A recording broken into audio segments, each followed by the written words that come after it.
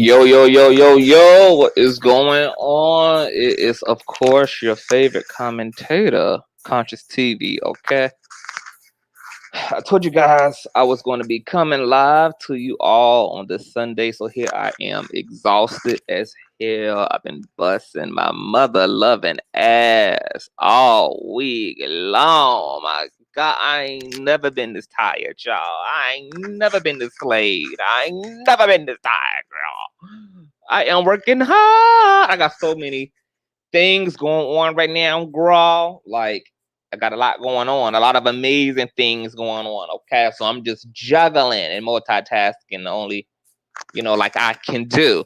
I want to welcome all of you guys in the building. Okay, we got some things to get into. This shouldn't be too long of a live because there are so many parts that have to be discussed regarding this case with Larry, regarding these alleged accusers, girl. And to be honest, this becomes more of a laughing stock, as it plays out, and you guys will learn in time why. But before we get heavy off into this mother-loving commentary, I want you guys to definitely give me your old nasty piece of thumbs up, okay? I want you guys to share, comment, rate, all that good jazz, baby. Just do your thizzle, do your thizzle, do your thizzle, okay? And I'll be back shortly with tonight's commentary. Okay. I know a place where you can recharge your soul. Baby, that's Consciouztv. And in the midst of brokenness, he gon' see your asshole. Baby, that's Consciouztv. You gon' heal, you gon' laugh and catch a little shade. Ooh, girl. Y'all know he be slaying, y'all better stop playing. Come hear what he's saying. Ladies and gentlemen.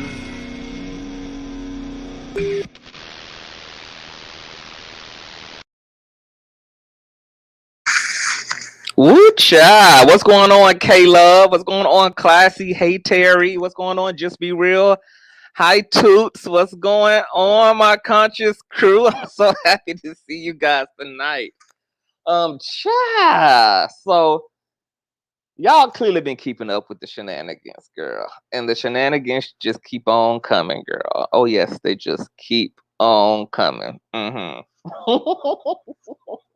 Now, some of you may be wondering why I am probably more lighthearted about what's going on when it comes to Larry, maybe than the regular viewer is. And it's because I'm afforded intel, okay, that the general public right now does not have. But in time, will have. See, the truth set you free. And when you know the truth and have the truth and understand the truth, okay, there's nothing you can really do but just have total confidence in the truth, because that's what the truth affords you the luxury of, is peace and confidence and solidarity, okay? Now, when we're done with this commentary, I'm going to have to come back to you guys probably tomorrow night, And we're going to have to talk about all the other YouTubers who have received the cease and desist. And I want to duly note this. These aren't just cease and desist. These are cease and desist connected to lawsuits, okay? Lawsuits that are being filed before the courts, like literally as we speak, okay? So these are not intimidation tactics. I just want that to be clear. These are not, scare tactics. These are put up or shut up tactics, okay? You'll be seeing our courtroom. I mean, it's just really that simple, and time is going to prove that, okay? When all these people have to be subpoenaed, when all these folk have to be dragged against their will into court, which we know none of these people are going to be dragged into court, okay? We know that none of these people are going to have the balls, okay, to sit before a judge and to argue allegations that they can't substantiate, okay? We know that people talk a lot of big shit before shit gets real. We know that people like to save face. We know that people do a whole lot of barking, okay? Before shit gets real. But we've seen time and time and time again, in past days, what happens when shit gets real. When shit gets real, all of a sudden groups start breaking up and dismantling. When shit gets real, all of a sudden people start want to retract, and want to start calling out the people who they once supported and gave a platform and gave a voice to. All of a sudden, we see narratives change. We see videos come down. We see people distance themselves from other folk. Oh yes, I mean, how many times have we seen this again and again and again? And again, so at this point, it is just literally a parody. This is like a parody and a caricature. Oh, yes, it is. And the fact that the fact that it takes all these heathens, okay, to come against one man who has done nothing but allowed God to glow him up in front of all of them. It's so fascinating. You would think that if Larry was as guilty and as deplorable of a man, if he was as wrong as all outsides, honey, as these people have been trying to make this man out to be for the past, 2 years now, that you would think that the truth and the facts would have been enough to lock Larry ass up. You would think that the truth, and the proof would just have been enough. But no, honey, it takes a bunch of untalented, really irrelevant bloggers to once again attempt to be some fucking delayed short bus version of the damn Avengers, and to try to come for a spot that they were never ordained to sit in anyway. I think it's very obvious, right, to us all that this is just what envy and jealousy looks like. A lot of people feel away. You know what? We'll get into that. We'll get into the peripheral, girl. We'll get into the peripheral. Let's get into the facts real quick. I want to help you guys with the facts because the public seems to be struggling, which I'm not surprised. This is why things don't go down in the space of public opinion, because the public is irrational, emotional. There's a lot of projecting, make a lot of assumptions. They do not vet information properly. They do not disseminate information properly. And this is why there is more strenuous systems in place, like the ones within our judicial system, okay, that put a fine-tooth comb, okay, through investigating these claims, sizing these claims up, etc. Because How many times has the public crucified an innocent man? Oh, that's the story of Yahshua's life, isn't it? It's very interesting. I can't believe how delusional Fupa is and his followers. I can believe it. Delusion is what delusion does. Now, I want to start with this, right? In a just court, and I am using the word just, y'all. Justice, okay? In a just and righteous court. You can put mine on the table. In a just and righteous court, y'all.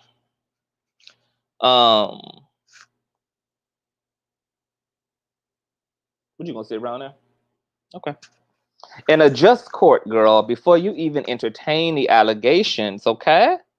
Now, this is just the way I operate, okay? Now, this is just me, girl. And, you know, I come from a family of lawyers, judges, etc., okay? This is why these cases for me are very interesting, because I actually watch the professionals directly in my life handle these type of cases, okay? And the way that they approach these type of cases in order to wrinkle out and get to the bottom line of the bottom line, okay? And so growing up in a family full of lawyers, growing up in a family full of judges, I've been able to see firsthand what these processes look like. And so for me, in a just court, before you even entertain the allegations, you first determine the nature and the motive and the background, okay, of the one being accusatory of another person. Because, you know, grandma always said to me that when someone is talking about you, judging you, slandering you, just consider the goddamn source and it'll tell you all you need to know about the message itself. So these interviews that I recently did, okay, about people who have been in close proximity to the first accuser, people who have been victimized by the first accuser, okay, they were to help set up a context regarding the pathology of the accuser, okay? Because once again, before you can just jump on the bandwagon of what a bitch is saying, okay, you need to understand the bitch who is saying it, okay? Before you can just run with what somebody is claiming and proclaiming about someone, that wouldn't be just and fair with it, okay? You need to understand who is the person is that's speaking, okay? Because that establishes credibility. That establishes major context, okay? That provides a lot of information about all the ways in which you can perceive and approach, okay, what's being alleged.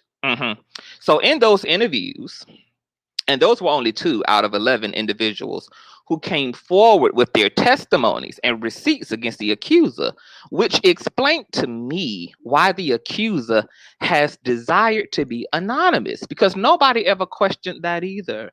You know, people got so emotionally attached to the allegations.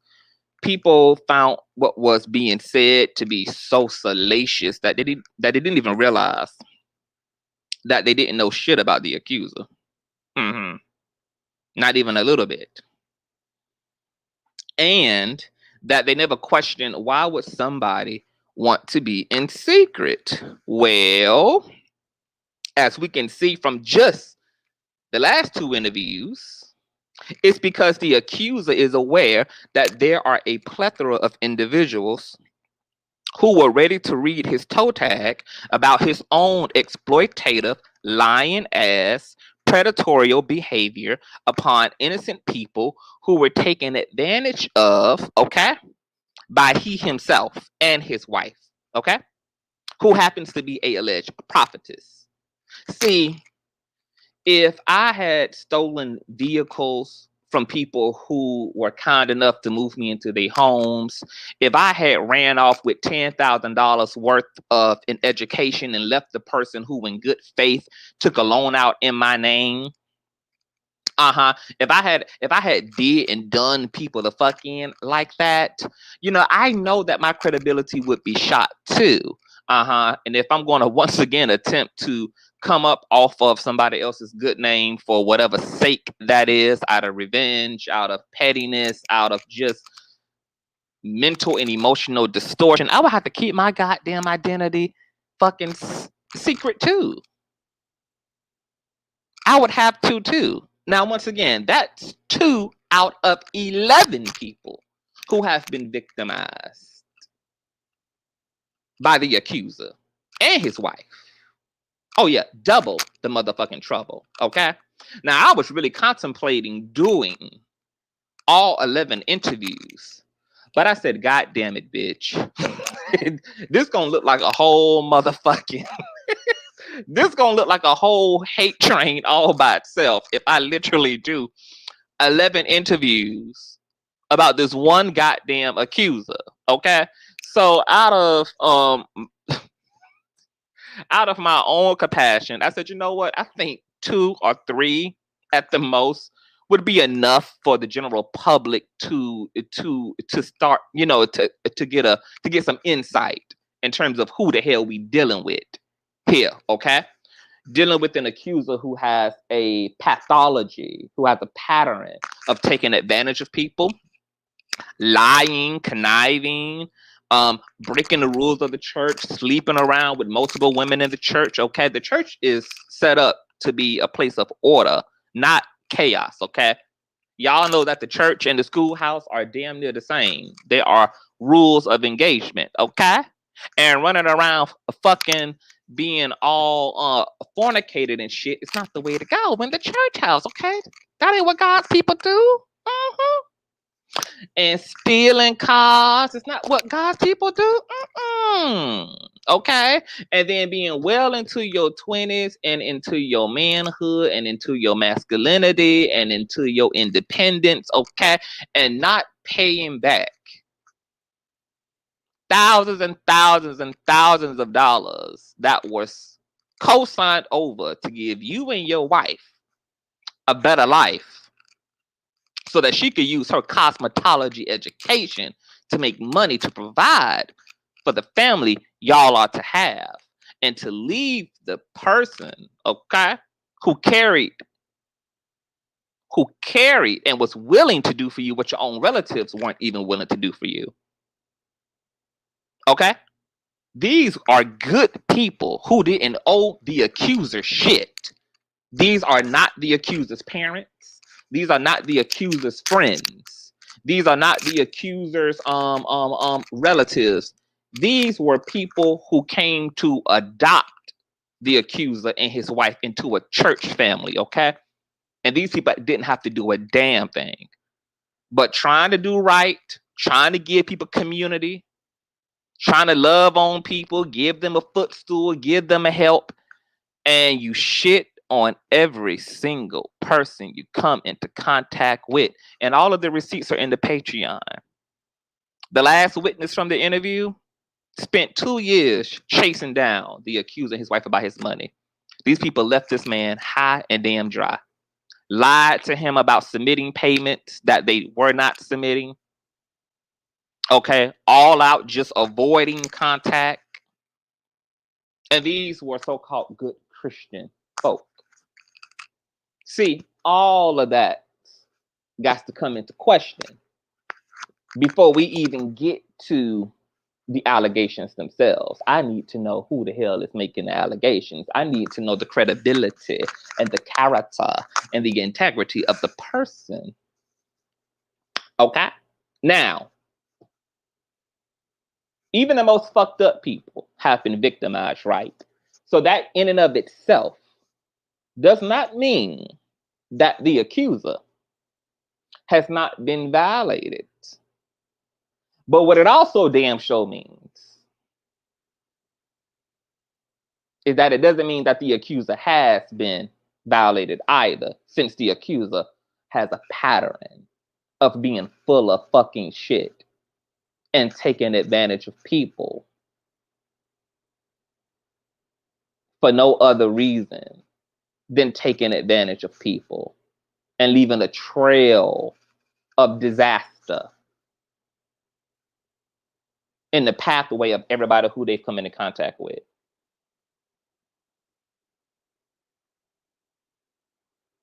Well, they have the money now. Can they just pay the man? Not sure where the question comes from, boo. Explain that more. So, the accuser wants to present himself as an avatar. Now we know why. Because you're running from folk. You're running from people that you owe shit to. You're running from people who can tell the truth about you. And you know that if you come into the light, that it means that all your own skeletons have to also come into the light as well, while you're trying to so-called accuse somebody else and expose somebody else. Now we know why your ass want to have the luxury of sitting in a sacred dark corner somewhere. Okay. Now we know why. Now,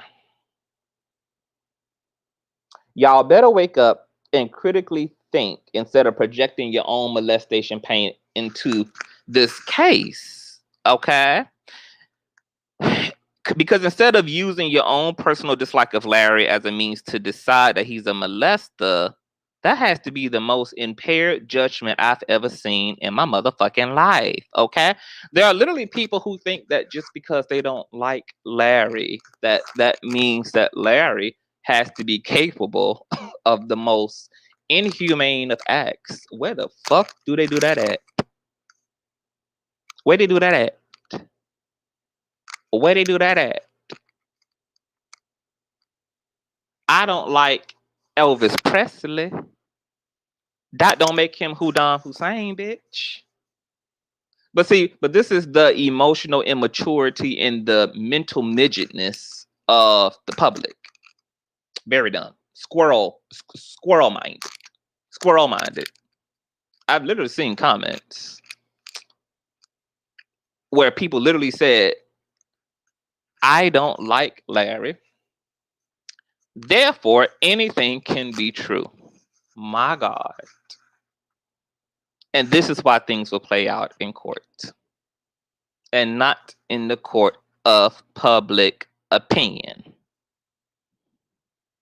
Just because you don't like a person, they don't get to be guilty. Okay?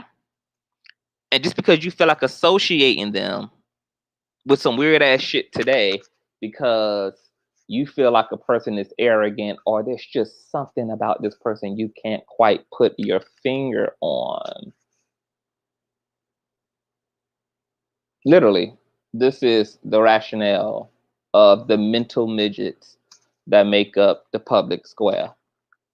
Mental midgeting at its best. Extreme mental midgeting. Okay? No emotional awareness, no emotional intelligence. I mean, in fucking sanctity. Okay? Now, cases like this require a objective mindset on the pursuit of truth so that justice can be just.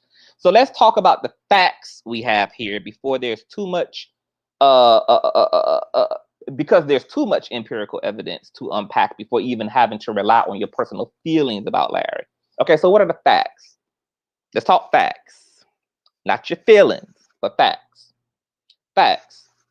The accuser is an avatar who has presented nothing objective about his identity. That would be a fact.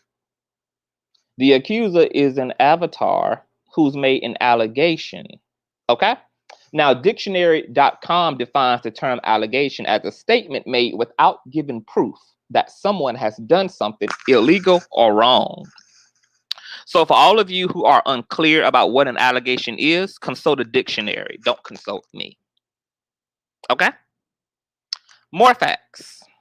The accuser presented a police report that he just filed 2 years ago for allegations of abuse he claimed took place since 2009 when he was just a young man.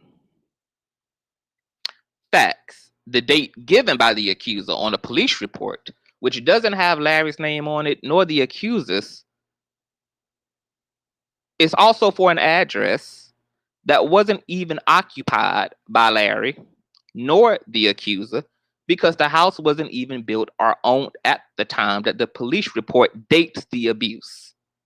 Those would be facts. Accuser presents a text DM exchange between himself and Larry where he brings up his alleged molestation and Larry does not acknowledge the molestation, which is not an omission of guilt, okay? It's called understanding your right to remain silent, for anything you say or do can and will be used against your black ass in a court of law. See, that statement that the law enforcement by law has to make to you during a arrest says to shut up, whether you're innocent or fucking guilty. Because when lawyers get involved, anything you say before a proper legal representation is obtained can be twisted and manipulated in favor of the opposite party. See, by this time, Larry would have already been aware, okay, of how to handle something of this level, because this isn't a accusation like any other slanderous accusation, okay? Somebody saying you're a narcissist is one thing. Somebody saying that you are a cheating whore is another thing, okay? Somebody claiming that, you know, you have a knack for running a bitch's credit in the ground and whipping a hoe's ass every now and again is another thing. But somebody accusing you of molestation is something of another. Now, to put this more into goddamn context,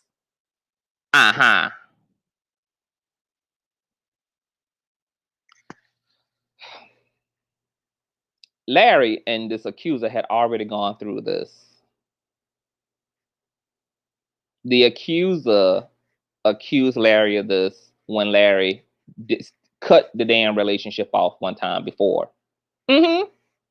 And out of being retaliatory, the accuser ran around saying that Larry did this and Larry did that. Now, the accuser and his goddamn wife came back begging, dry begging for forgiveness, asking Larry to take their tired ass back, and Larry did, because Larry is an irrational ass empath, honey. We're going to get into that too. So by the time you guys see this text message, this is the second time that the accuser is saying this. At this point, Larry is fucking over it. There is nothing to say. Because now that I know that you're a crazy bitch, what am I going to sit here and argue with you for if you're delusional enough to believe what you've conjured up in your rabbit ass mind? Now, any sane person is not going to bother arguing with an insane bitch. Okay? So what was Larry going to sit there and do? Try to talk this boy out of the self-delusion that he's suffering from? I would have left his ass right there on silent too. Because trying to argue with him, trying to contest his ass was going to do nothing but open up a can of worms of him trying to convince me that I did something to him that we both know I didn't do. Now, there's another old saying that you just don't argue with crazy. Larry was wise enough to not argue with crazy. But you have a mental midgeting public who think because Larry didn't defend himself in the text message and didn't refute the allegations is a omission of guilt. That's not even the case in a court of law. You are allowed to remain silent, even as an innocent person. Now, what I find interesting about, let me get my thoughts, y'all, because I'm exhausted. Okay? I'm exhausted, child. What I find interesting about, hold on, let me read the comment section real quick. What's going on, Daryl? This man just wants to take him down because he was rejected. Oh, we're going to get into that too. My husband, just like Larry, it drives me nuts. Yeah, extreme ass empaths like Larry. I watch Reid faithfully and very happy. Oh, yeah. So let's clear up some shit because it's been a lot going on. You know, I had shared the Wiley Show's commentary on my community feed. A lot of people were trying to give Wiley some heat as well because Wiley was just like, I need to see the motherfucking facts of the case. And none of this shit that the public is bringing you know, are the facts. It's just subjective projecting shit. And Wiley is dead on. And I respect him for having a objective mind here. He also has an issue with the fact that this is a whole avatar.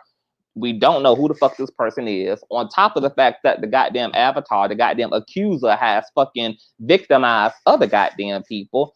There's just a lot wrong. The police report in and of itself is motherfucking problematic. Like I said, it's dated for a time where the house didn't even goddamn exist.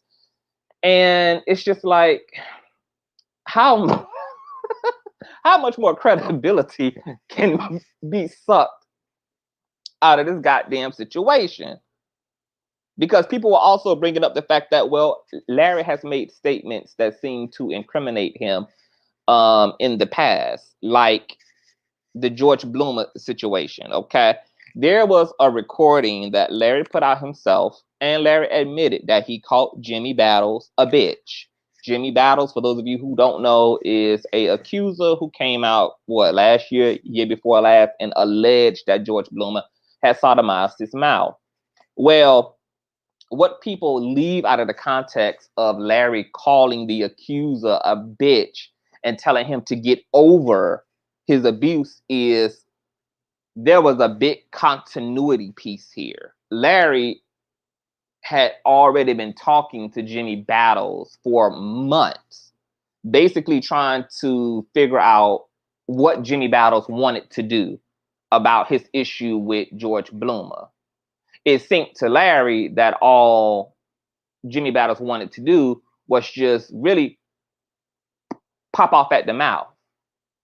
He wasn't interested in going to the police about George Bloomer, which Larry encouraged. He wasn't interested in getting a lawyer, which Larry also encouraged. And then Jimmy Battles wanted to use Larry's platform to drag and to so-called expose George Bloomer.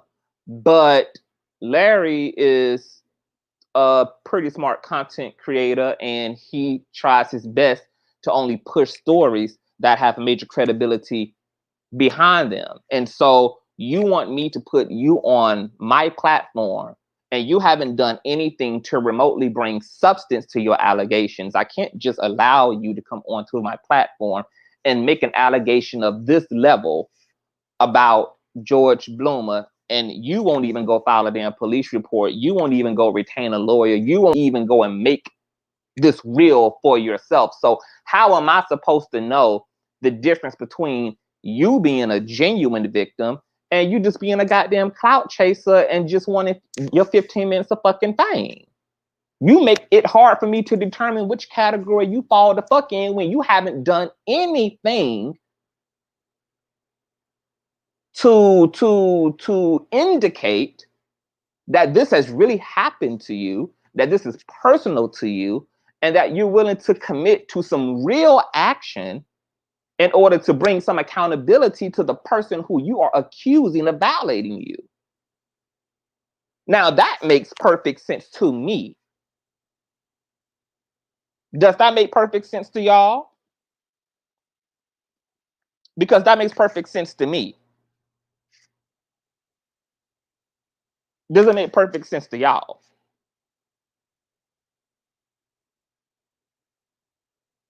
Because Larry's platform is not a satire platform. Larry don't specialize in fake news. Now, let's get into so by the time, thank you for saying that, Shirley. So by the time the Larry is calling Jimmy Battles a bitch, it is after months of trying to get Jimmy Battles. And I can't believe people forget all this. All this shit played out publicly. All this shit played out on Larry's platform. All this shit played out. But this is what happens when people are dipping in and out of stories. They coming and going. They're missing shit. They're not keeping the continuity of things together. And then when we go to recount the situation, people have to be revisionist historians and shit, confusing all the damn facts and shit because you really wasn't paying no fucking attention. So when Larry called Jimmy Battles a bitch, it was Larry admitted it. I was fucking exhausted. I was sick of Jimmy Battle shit. I was sick of him berating me about George Bloom. And at that point, I was like, nigga, shut up or put the fuck up, nigga. Like, if you don't care enough about your own goddamn case to go do something for real, stop fucking talking to me, man the fuck up, get the fuck over it. At that point, Larry was speaking out of frustration. Speaking out of frustration because Jimmy was making himself look like a goddamn clout chaser, which he proved to be. Because when George Bloomer came back around for that ass and wanted to see Jimmy in court, do you know what the accuser did? Backpedaled and pussy popped all the way to Saudi Arabia. Left the fucking country. See, once again, everybody be about that big boy shit. Everybody be about that pet bull shit. Everybody want to be a bullhorn when they don't think shit gonna get real. And then when it's time to shut up or put up, bitches once again go quiet. Whole groups start to dismantle and fall apart. The groups then want to start telling on each other. Oh, she was lying. Oh, he was lying. All of a sudden now everybody comes to the motherfucking light. Oh no, keep that same energy. Because y'all all was for the shits when y'all thought y'all had a story. When y'all thought y'all had a click and a view. Okay? When y'all thought that the takedown was real. But then when given the opportunity for y'all to really prove y'all plight, oh, all of a sudden we want to start retracting and redacting. Oh yeah, that's real cute. Real cute, okay? Now, what was I about to get into, child? I should have wrote my damn notes down. Because I was about to go somewhere. Let me scrummage through these goddamn comments and see where I was. I told y'all I'm exhausted, y'all. Only the people who don't like Larry believe the WXYZ team regardless. Absolutely, Tanya. Because there was somewhere else I was about to go, okay? There was somewhere else I was about to go.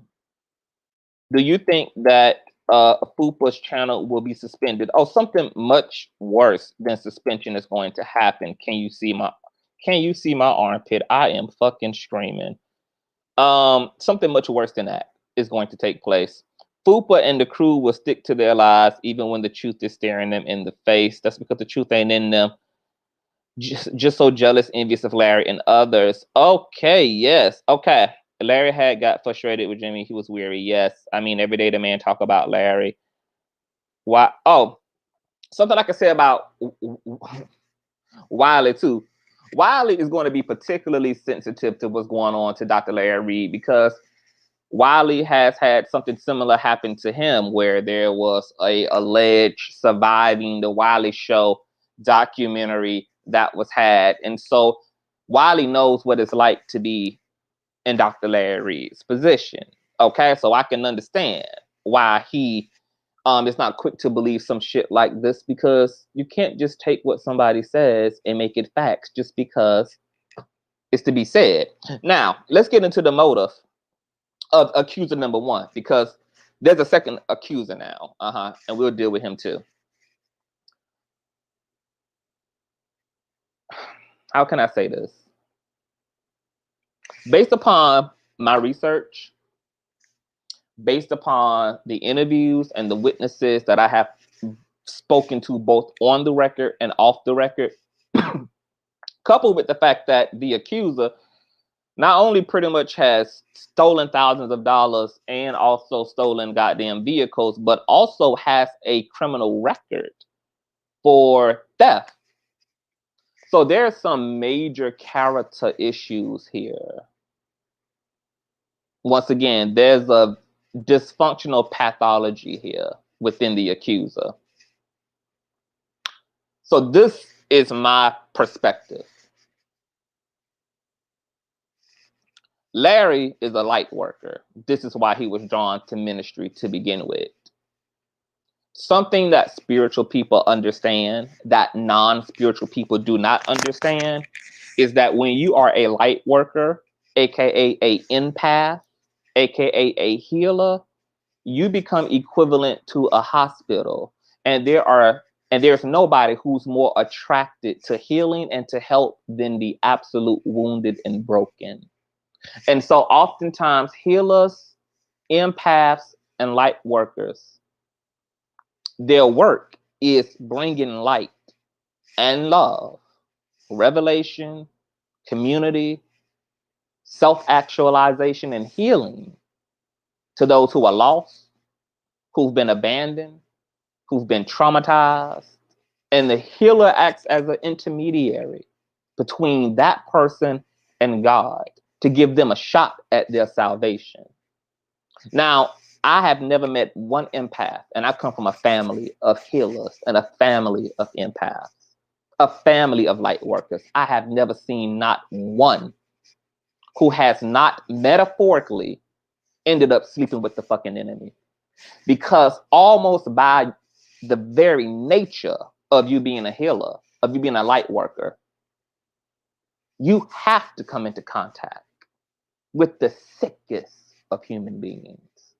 And not every human being who you've opened your home to, who you've made sacrifice for, who you've put yourself out of the way to accommodate, who you've bent over backwards for, takes those resources, take that love, take the energy from the sacrifices you make for them and do the right thing with it. Sometimes sick people stay sick. Now, healers eventually will move on if you seem to display some reprobate tendencies, or if the season is just up and it's time for you and I to go our separate ways. But sometimes when people around a healer have not done their work, they're not ready to walk away when the healer is ready to walk away. And out of the healer walking away and expiring the relationship, the friendship, the mentorship, sometimes, okay, the person who is being let go of, the person who has sat under the umbrella of all this love and all this light for years, they're now being let go of and they're still broken. They haven't actually healed. They haven't self-actualized, which is nobody's fault but their own. The healer has provided all the resources necessary for them to be able to do their work. If you haven't complete that work by the time it's time for you and I to go our separate ways, that's not on me. But like all wounded people, you take it personal when you haven't gotten where you need to be. So in me letting you go, all your daddy issues, all your codependency issues, all your motherfucking abandonment issues are triggered the fuck up. And now here comes the strategy and the intention and the maliciousness, okay, of you taking your dysfunctional, warped ass soul condition out on me because you are under the impression that I abandoned you. But nothing lasts forever. That's why you got to be present. That's why you can't get comfortable and complacent where you are. That's why you can't take advantage of people's fucking kindness. Because while you can be determined to not do your work and to just freeload off of a person's love, off of a person's virtue, that doesn't mean that that's going to be the fucking reality. And so it would just seem to me, okay, that accuser number one thought that Larry had some fucking audacity deciding that he was going to separate himself from the accuser. And the accuser looked at him and said, "Oh, really? That's what you think you're going to do? Oh, really? The only person that me and my wife have been able to count on? The only real sense of fucking family that I've ever had? And even though you're completely putting me out on my ass based upon my own actions, okay? Like all narcissists, what do narcissists do? They punish you for setting boundaries with them. Both the first accuser and his wife are textbook fucking narcissists. If you dare put boundary between you and the fucking narcissist, what you're going to experience is narcissistic rage. Mhm. Oh, you don't dare leave a narcissist. Oh, you don't dare give a narcissist an ultimatum. Oh, you don't dare. You don't dare empower yourself. You don't dare hold the narcissist accountable. And the smear campaigns that narcissists do upon the innocent people who have tried to do nothing but love them, feed them, nurture them, but are now tired of their shit, are universal. All narcissists act this way. Just type in any narcissistic video. Just type in narcissist on YouTube and look at the comment sections. Type in narcissism and smear campaigns. Read the thousands and thousands and thousands of comments from people who have had smear campaigns brought against them by the narcissist. Unsolicited, unwarranted, vicious attacks. Trying to triangulate against your brand. Okay? Trying to put a dent in your name. It's all the same shit. All the same shit. And of course, the accuser lost all credibility when he also decided to team up with who he teamed up with, which is a whole fucking narcissist. A whole fucking narcissist. See, the accuser, I don't feel bad for accuser number one. You weren't supposed to have any credibility considering who you went to tell your story to. What the fuck do you think was going to happen? People talking about the blogger has helped so many victims like Andrea Garrison. Ask Andrea Garrison if Fupa was helpful, because Fupa didn't help Andrea Garrison accomplish a goddamn thing. If anything, soon as she turned around and did the right thing by taking information Fupa was given to her and giving it to Larry because she felt like Fupa was taking it too far, what did the narcissist do? Punish her for doing the right thing. Help her do what? Fupa did not successfully help Andrea change any laws or help her to be successful at any of the work she was doing at that time around her own case. People say, oh, well, what about Jimmy Battles? What justice was brought to Jimmy Battles? Is George Bloomer in jail? Did Jimmy have his day in court with Bloomer? There's been no help. There's been nothing. And so I have to question everything about this accuser. Why is your track record, for one, all fucked up like this? How you got the nerve to be out here accusing Larry of something when you done did all this fucked up ass shit to people in the ministry? Why are you out here stealing and dealing? Because we have your criminal record. And then you linked up with another violator, because this was the biggest thing to me, y'all. I want y'all to listen to me here. This was the biggest thing to me.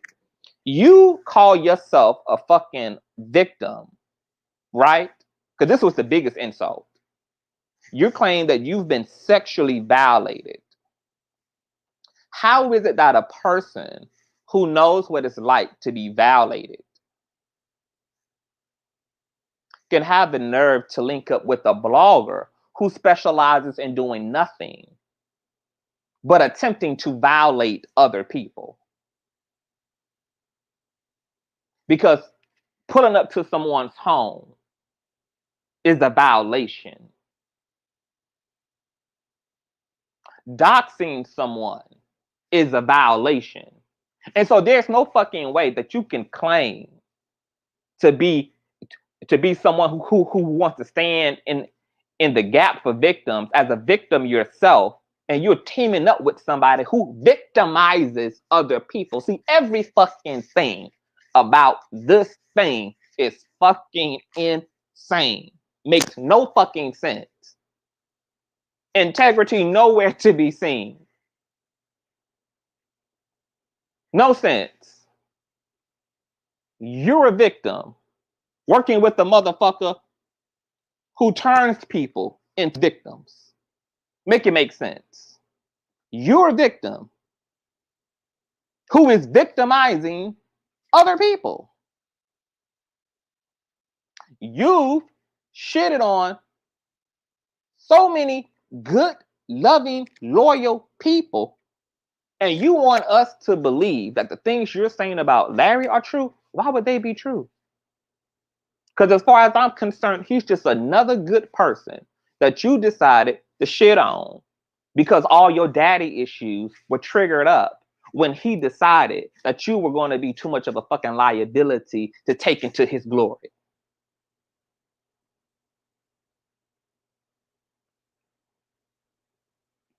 The ministry done put cars in y'all name, leases, gave y'all places, took loans out. Motherfuckers have been good to y'all. And all y'all could do is run, hop, jump, and fucking dive and take no fucking accountability, not pay it backwards or fucking forwards. Now, this is what you call swine and casting your pearl to it. These people are swine. Swine. Christ says, cast your pearl not before swine. But you a grown man and mad at another grown man because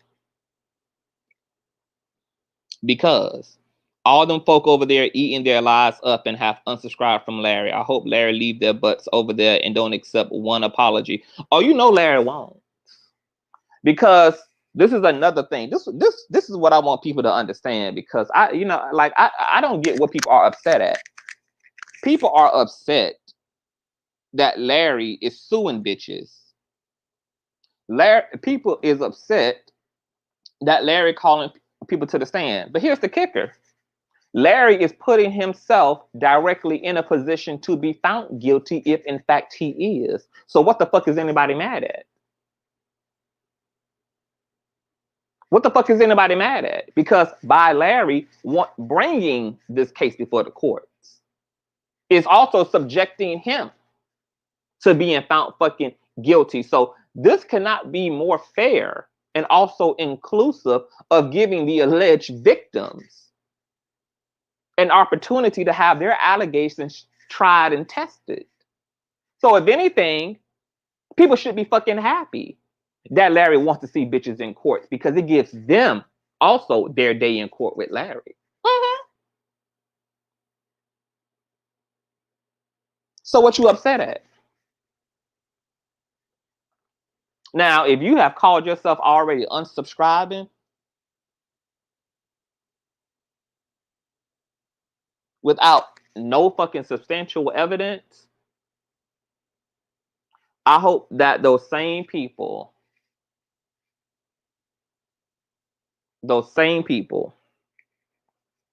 will lose relationships in their life, lose friendships in their life, just off of hearsay. Off of hearsay. I was saying I don't understand how a grown man gets mad at another grown man because he doesn't want to be your friend, and that's what happened to Fupa. Larry didn't want to be his friend. Oh yes, Larry has endured this man attacks on him for almost 2 years. Enough is enough.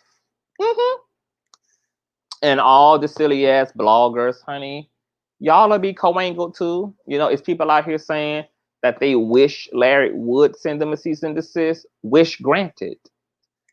That cease and desist and you being attached to this defamation lawsuit is already in the works. See, what y'all have is the right Larry in this season.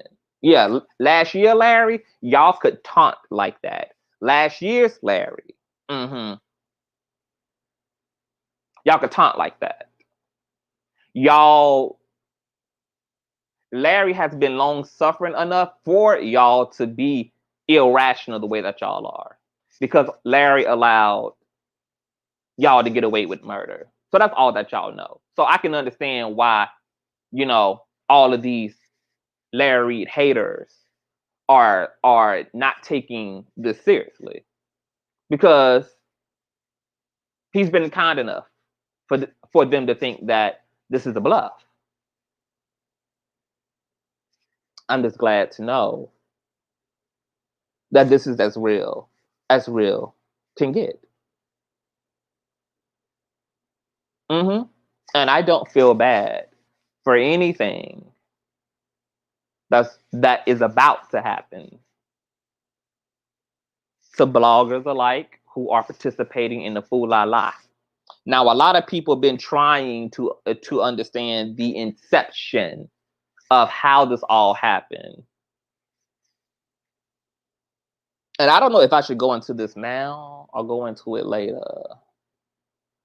Let's just go into it now. Hell, let's go into it now. Because I was listening to the Wireless Show too, and people was trying to figure out what was the beginning. And people had parts of the truth. It was all over the place. The beginning of this is Fupa was not only a LRLer, but he was also a conscious crew member, and he was also a part of Jive Nation. Fupa was a fan of the Trinity. How me and Jives came into contact with Fupa was during the whole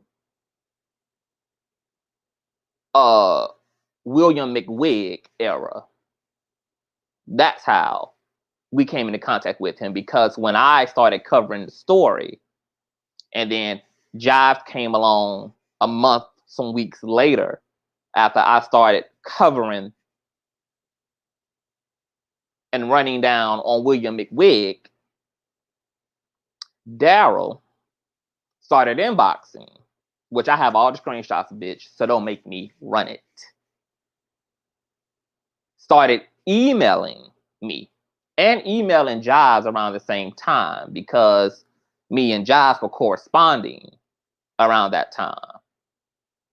And Fupa was emailing me saying, hey, I really like what you boys are doing, I want in, boom, boom, boom. And so he started following the William McWig case very closely. He also signed up for the Patreon. He was all up in a bitch Patreon, every post, etc. And at first, he was helpful.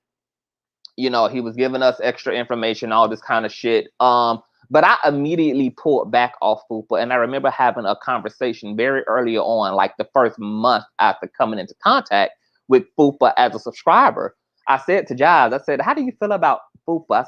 I said he's helpful, but there's something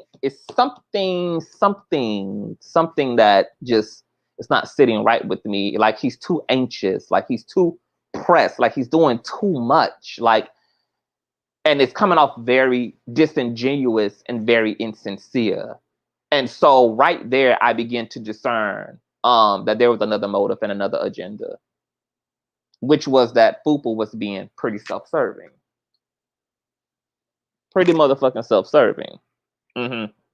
So after I began to pick that up, I began to slow down my interactions, because at one point I would casually correspond with him from time to time when he would email me, and then I just fell the fuck back, and he just kept being very like aggressive and just really trying to be in the mix and really trying to sit at the fucking table, to the point that my patron members were like, can you tell this nigga to stop promoting his shit in your Patreon?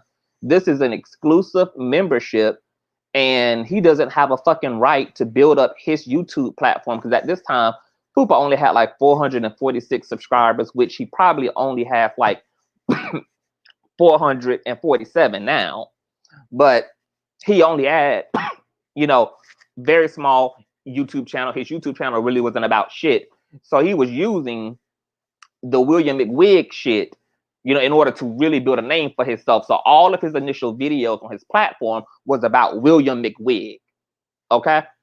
And so he kept coming into the Patreon, posting his links to his channel. Now, personally, I kind of didn't mind it because I'm like, well, you know, he's a supporter, whatever the case may be. But then I also understood where my subscribers were coming from, and they were right. Like, this is a paid for subscription-based service, and they're not coming here to see you, Fupa. So I don't mind shouting you out. I don't mind doing, like helping you out, but you can't be intrusive into my shit like this. And so I end up giving him a warning and saying, look, if you self-promote in here one more time, I'm going to have to ban your ass. And that's exactly what I ended up doing, is banning his ass. Now, at this time, because this is where the Larry Reid beef started at, Andrea Garrison had already started dealing with King Jives. We already know the history between Larry and King Jives. I mean, Andrea and King Jives, okay? There had been a breakdown in Andrea and Larry's relationship earlier that year or the year before, okay? So Andrea was dealing with Jives under the guise that she wanted him to help with the continuity of her story because Larry had put her down as a result of things that had personally went awry in their relationship. Now, this is where the part gets really blurry, okay? Because according to Andrea, she claims that she never came to Jives initially about any of her feud or her issue with Larry. She claims that when she found Jives, it was strictly about her story and her case with her ex, etc. Now, Jives says differently. Jives says from the jump, Andrea, was talking about Larry, etc. And I don't know who is saying what, because I wasn't around for the inception of their relationship, but I'm going to tell you what the fuck I was around for. I didn't even know Andrea Garrison at the time, but Jives had called me one night and he had Andrea on the phone, and he says, hey, I have someone that I want you to talk to. I want you to hear what she has to say. She says that Larry said some things to her that I think you should know. And I just want you to know. And I said, okay. Now, at this time, I didn't know that I was being recorded. Andrea knew I was being recorded. Jives knew I was being recorded. But I didn't know I was being recorded. And Jives was my friend. Him and Andrea had just met each other. But so why was I the one being set up like this? But I already knew what the game was, because somebody was hoping that I was going to double down on Larry and just buy into what someone said and start talking shit. And they wanted to have it documented in case they needed to use it against me later. But I'm a Scorpio, bitch. I don't fall for no fucking okie dokie. And we're loyal to a fucking fault. So you can record us in private, bitch, because the integrity is going to be the same in the light and in the goddamn dark. So on that three-way call where I was being recorded unbeknownst to me, Andrea began to say to me that Larry had told her not to go to me or not to go to Jives because he had the bigger platform. So I'm sitting on the phone. I was still waiting for the part that was supposed to be the problem. Because as far as I was concerned, that was the fucking truth. Why would I have a fucking issue? That didn't feel like a dig to me. The truth is, Larry does have the bigger fucking platform. He does have the bigger fucking reach. And from a business perspective, if you trying to get something done and trying to get your story told, why would you not go with the larger platform? That didn't, like, that's not a dig to me, but that was a dig to Jives. Jives felt the way about that statement. I didn't. So on this same call, Andrea begins to have an attitude with me because I don't care about the statement Larry made. Because Andrea starts to have an attitude because I'm not making the statement personal. I'm not making I'm not taking the statement as a dig. Okay. So me and Andrea ended up kind of getting into it, and I think she was like, I don't really give a shit, and and then I think she ended up hanging up, and then me and Jives ended up, finishing the conversation, and I told Jives, I said, I don't care. I don't care. I mean, Larry told the truth. His platform is bigger than me and yours, so it is what it is. Now, Andrea came on the phone saying that she didn't have any motive. So I didn't understand where then she had an attitude at. Because I'm like, if you saying that you telling me this, but you don't have a motive, then how do you have an issue with my response? You don't have a motive. Remember? That means that I'm allowed to take it personal, or I'm allowed to not give a shit and not take it personal. So the fact that she had got an attitude and hung up the phone told me that you did have a motive. The motive was for hopefully the comment to sting me, and then for me to start flipping out on the phone and talking shit about Larry and saying how fake and this, that, and the third. And because that wasn't the case, I didn't give them what they came for initially, which is, once again, they were recording me because they were banking on me falling prey to low vibrating emotions. Once again, I'm a Scorpio. We're intuitive. We're loyal. And we can be mature beyond reason. My self-esteem was not built fragile like that. Reality is reality. If the nigga's platform is bigger, that's just the facts. There's no room for feelings when it comes to the facts. Those are the facts. So what the fuck am I be pressed about? Those are the facts. Nonetheless, this is when the breakdown started slowly happening between Jives and Larry and Andrea and Larry. And you got to keep in mind, out of me, Larry, and Jives, Fupa was only entertained by Jives. So at this point, Fupa had an invested loyalty in Jives because Jives was the only person who wasn't discerning enough to stay at a distance from Fupa when me and Larry was. Fupa had also been messaging Larry relentlessly about stories, just being obsessive, etc., just being a very annoying fan. The same thing with me, being annoying, being obsessive, like hyper fucking active. Like there was even a point where Fupa's channel had went down, and I gave Fupa my phone number because I wanted, in order to give him advice about how to get his channel back functioning. And I don't know why I gave that hoe my number, because from there, baby, he thought we was just the best of motherfucking friends. And once again, at this point, he had not done anything that was like objectively violating.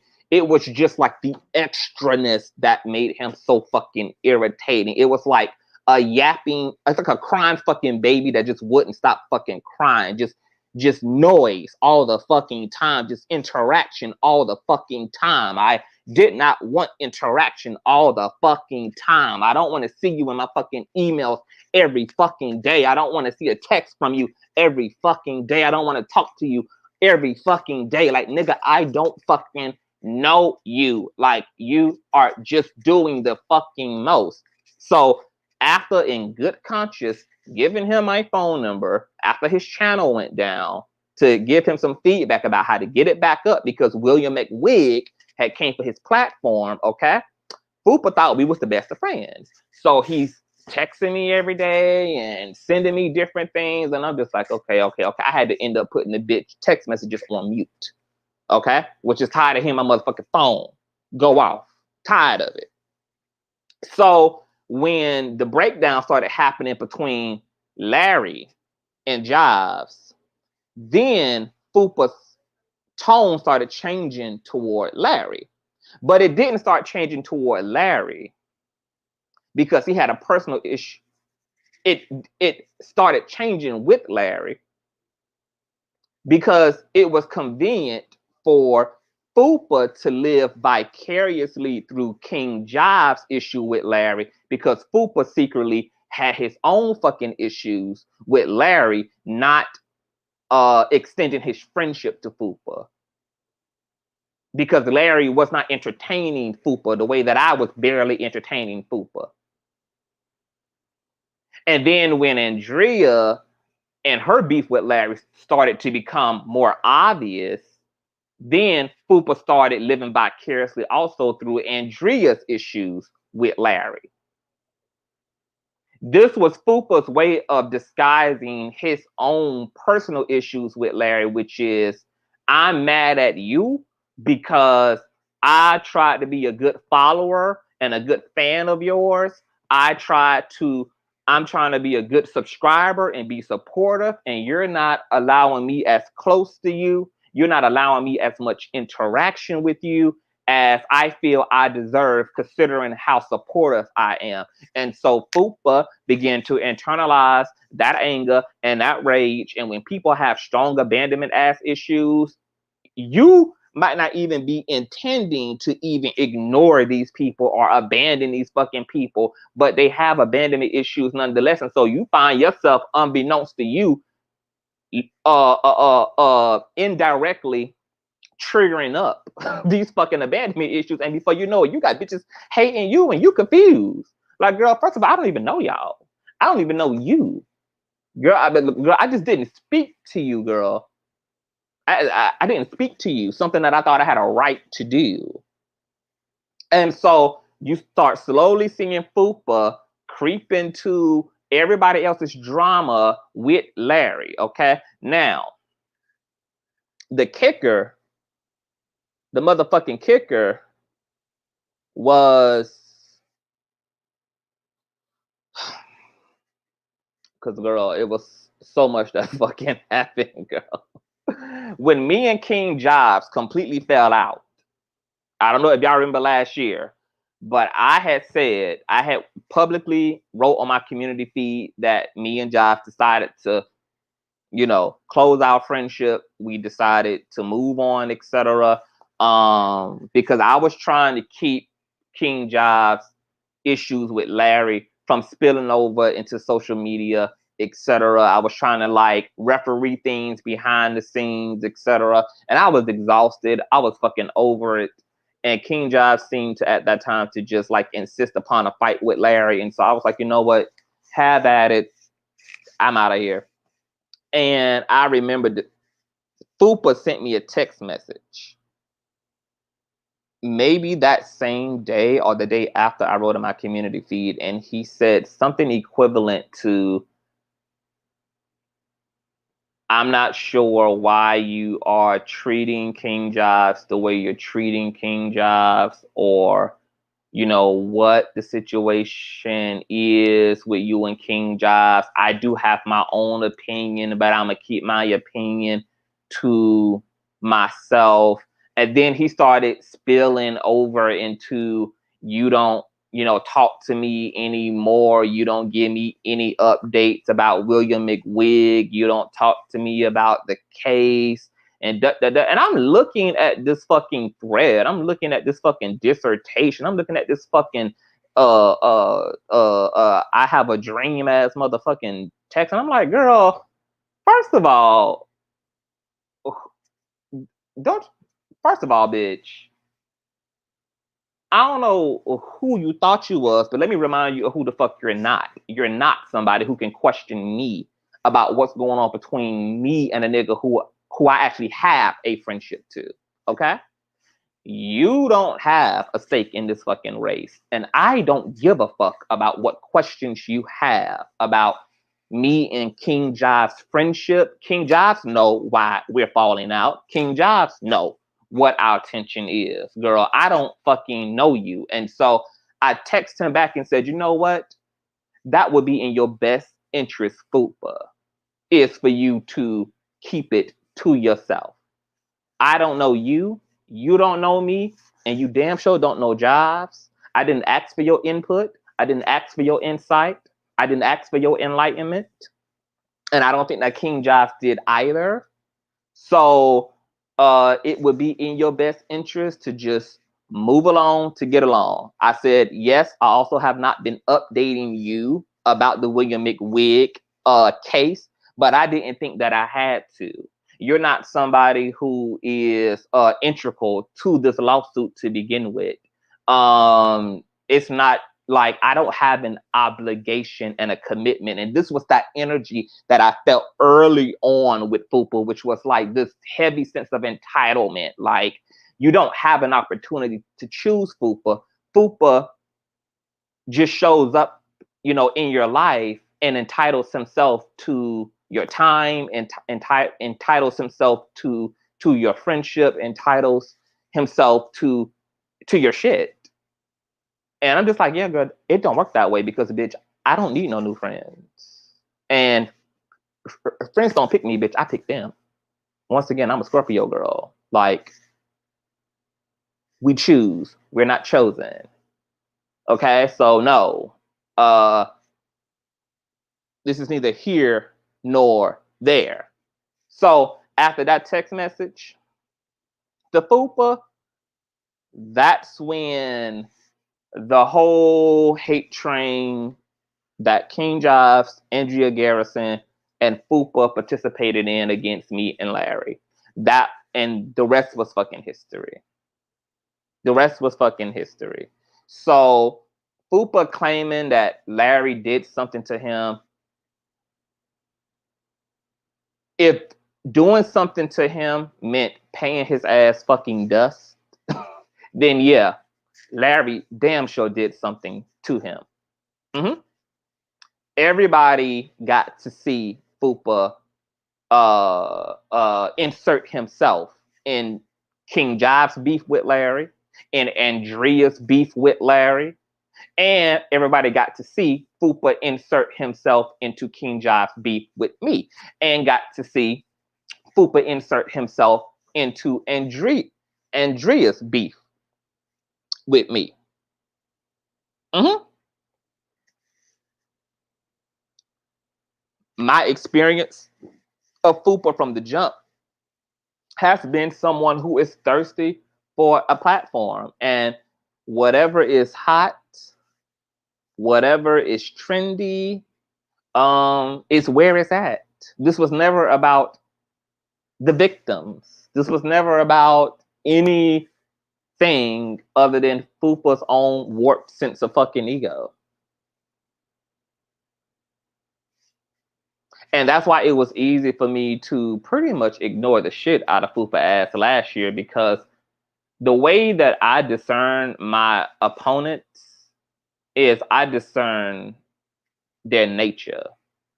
And what I knew that Fupa wanted, what he thrives off of, is attention. So it was easy for me to deny him of that. And I keep telling these hoes again and again and again and again, talking about me doesn't get me off my throne, bitch. I'm an immovable object. There's nothing that you can ever say. There's no images you can ever doctor up. There's nothing you can do in all of your narcissistic gaslighting bullshit that'll ever make me move on your behalf. Because I only move on my behalf. Okay? And the past year or two has proven that. This is easy. It's easy. I'm not like most human beings who have insecurities, and then people think they can poke around those insecurities because they know that if they touch on a soft spot, it'll call you out of your being. I was told that my mom was talked about like a dog. Larry's kids were talked about like a dog. I've been called everything from a scammer to a goddamn parking lot thought, the whole nine. And what did I do? Sit over here and be immovable. I have confidence that people can see the truth. That's why I don't be pressed. I have confidence that people can, if they look long enough, that they can tell one thing from another. See, I was very fulfilled flipping through my video catalog over the past 2 years, and you're not being able to find a goddamn thing about Fupa. But knowing that people were able to go over the Fupa's platform and see nothing but obsessive, incoherent, manic commentary about me, Jobs, and Andrea, and Larry. That in and of itself was the proof in the pudding that this manic bitch is fighting his own self. That he's in a padded room with thought forms in his mind, raging a goddamn unholy war with his damn self.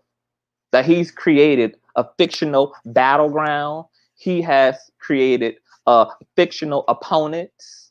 That this bitch is having an entire 3D virtual battle in his own goddamn soul against people who don't give a dog shit about his ass.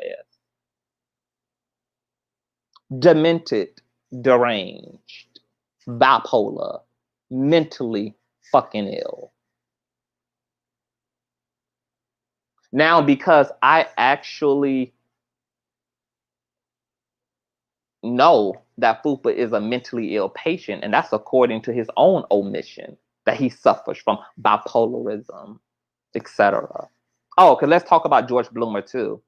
The only reason why he was willing to push the Jimmy Battle story is because at that point in time, Fupa couldn't hurt Larry, so he was trying to get at the people around Larry, whether that be George, whether that be Bloomer, because at the time the whole word network shit was happening. And so anybody who was close to Larry, Fupa tried to come for. Mm-hmm.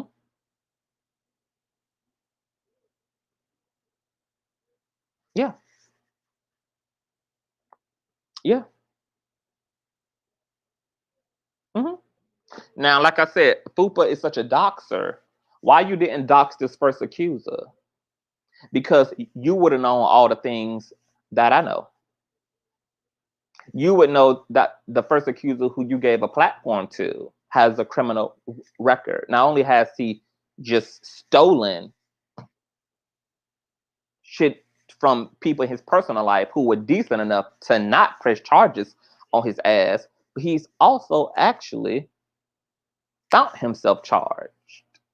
And any real blogger, make sure that they have all of their I's dotted and their T's crossed. They vet their victims. They vet those making these accusations.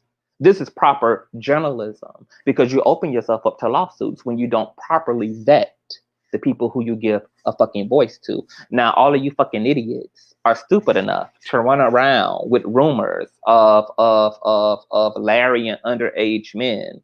But I think it's also funny too that when all these bloggers who are talking, they want people so bad to believe the things that are being said about Larry. But these same fucking people don't want any of us believing the things that people say about them. Make it make sense. Because what's good for the goose is good for the gander.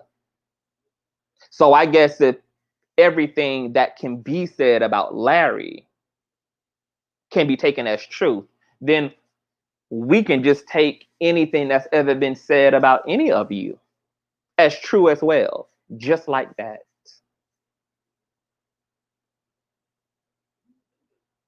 There's been no proof, no nothing, just hearsay,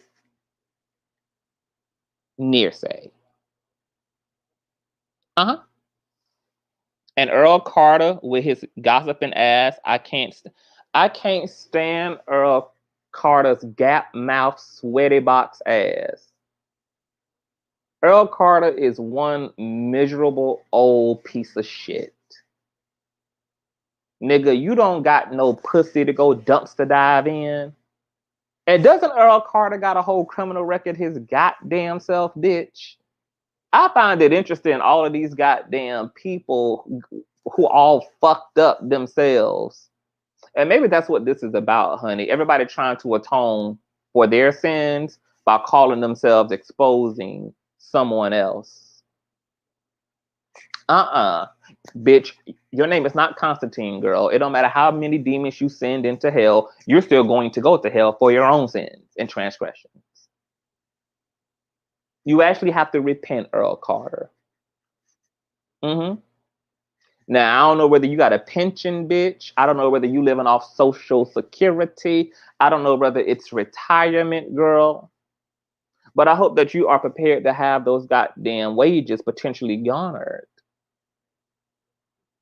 Because when Larry sent that cease and desist, once again, bitch, it was connected to a defamation lawsuit. All of you hoes will be a part of that lawsuit. And those who are now jumping on the bandwagon will be receiving their cease and desist and their induction into this lawsuit. Because the 2021 Larry, y'all have fucked up. That's a 2021 Larry. The 2021 Larry. Oh, yes.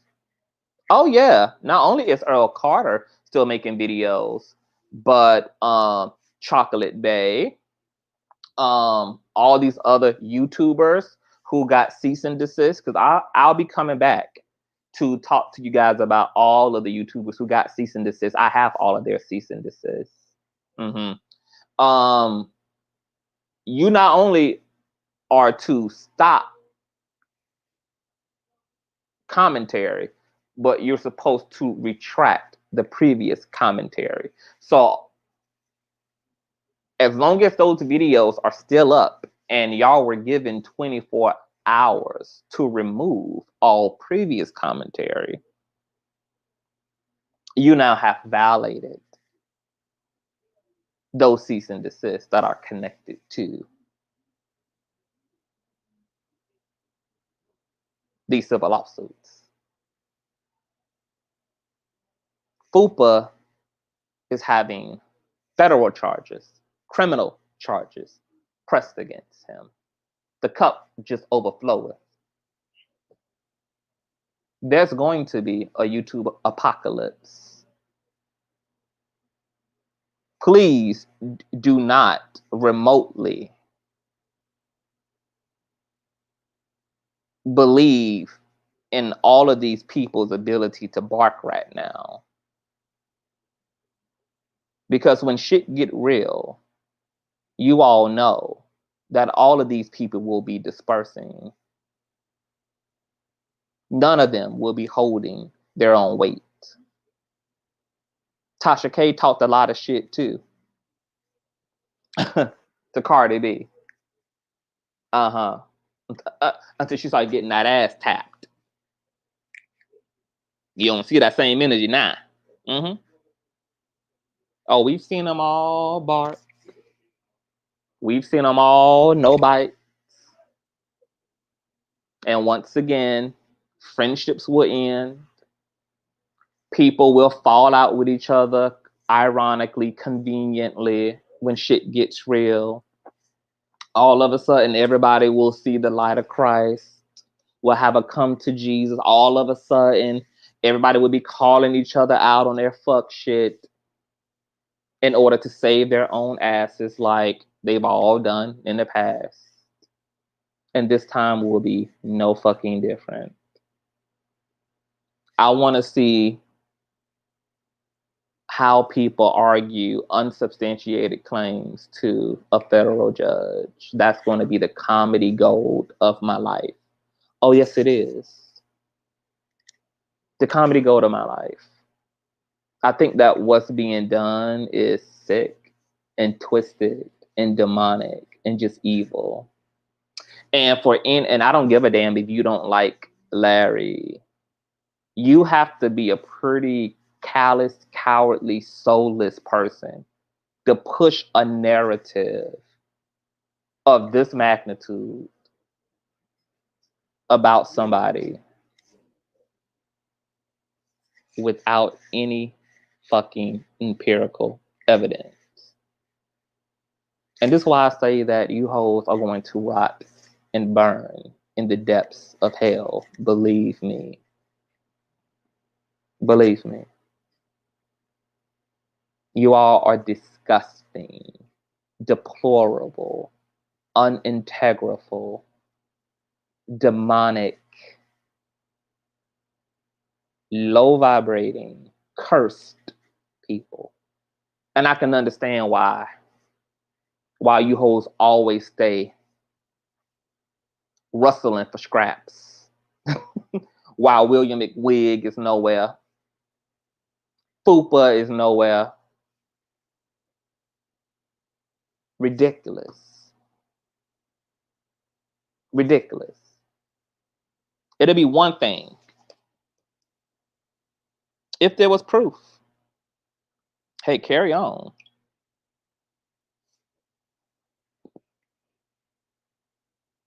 But oh no. No proof. No proof. And no conscious about how something like this could affect a person. But God is on Larry's side. Oh, and as it relates to the second accuser, because I got wind that the second accuser came forward. Man. Wait until I get permission. Wait until I get permission. Baby, the second accuser, the truth is going to blow y'all's fucking braids off of your fucking head. Another low down gutter snipe from right up out the hood. And the audacity, okay, to be another gutter snipe who was aided and abetted by the ministry and to jump on a bandwagon because you were another disgruntled, toxic, masculine bitch who lacks a proper father figure and the one who tried to stand in the gap for you. You're crucified. But I guess all light workers have their Judases. I guess if anything, this is just a true testament to Larry's call to Christ. Because all empaths have their Judases. But this second accuser is just so fascinating to me. Because this second accuser knows what he's done. And I have proof that the second accuser has done what he's not going to tell you all that he did. And if I get permission to go there, this one is what's going to blow the fucking lid off of the whole thing. I literally won't even need to report on their other crisis actor who Fupa entertains on that raggedy, dense, dusty ass platform of his, which won't be up for too long any fucking way. At this point, the example made out of these accusers would,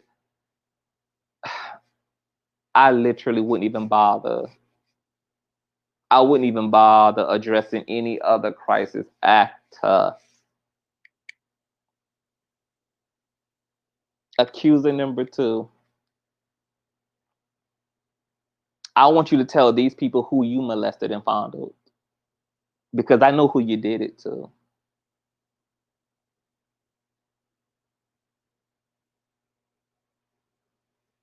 You're disgusting. You're disgusting. Matter of fact, I'll give you the opportunity to tell them who you fondled before I prove who you fondled. That goes to you, accuser number 2. I'm going to give you the opportunity to use that same big ass mouth that you used to jump onto Fupa's platform tonight to tell people about Larry masturbating under sheets and shit. I'm going to give you the same opportunity to use that same big ass mouth to tell that same audience whose son you molested. Yeah, let's do that. Let's do that. Mm-hmm. Mm-hmm. They said the truth will set one free. Mm-hmm. Use that same big ass mouth to confess who you have molested, sir. Mm-hmm.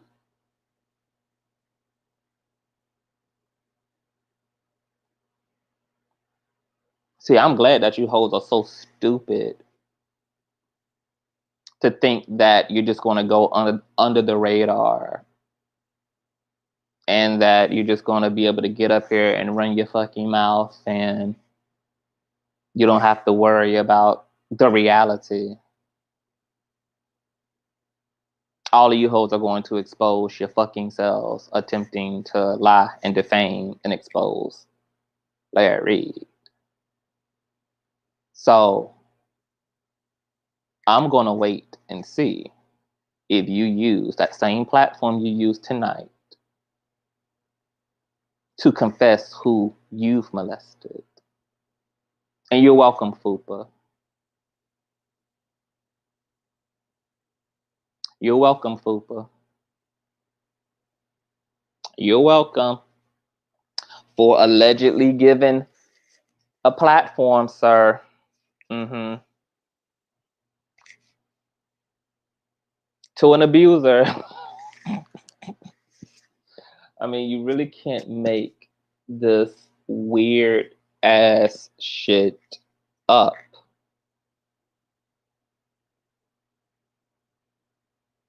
He's free to do interviews because the courts, between filings and etc., it gives people who are going to be in the courtroom a lot of time to continue to do whatever damage they think they can do. But really, what happens is you would have to be an idiot to use the time in between now and coming into court to deepen the hole for yourself. No wisdom. Just helping with the continuity, and every single thing that y'all see playing out will be used against every last single one of these people in the court of law. Every single thing that you're going to see, everything from here on out, let it be Accuser 11. Mm-hmm. All these holes will be herded into the courtroom. All I can say is wow, wow, wow, and well, well, well. I just hollered. Oh, baby, the shenanigans are insane. Look, the enemy is after the people of God. I mean, this is what that looks like. Y'all don't think that it's ironic that a black man who has hit a pivot in his career is being witch hunted against? I don't think that that's a coincidence. That ain't even a spiritual coincidence. New devils for new levels. Mm-hmm. And as Larry Reid gets happier and more blessed, and God rewards him for the things he's done on behalf of God in his life, the enemy will become more inflamed and try to steal, kill, and destroy that peace and that joy and that happiness. But, you know, God has afforded Larry the means to allow his very Jewish lawyers to do what they're paid to do while he can continue to go forward into his glory. Because the truth always prevails.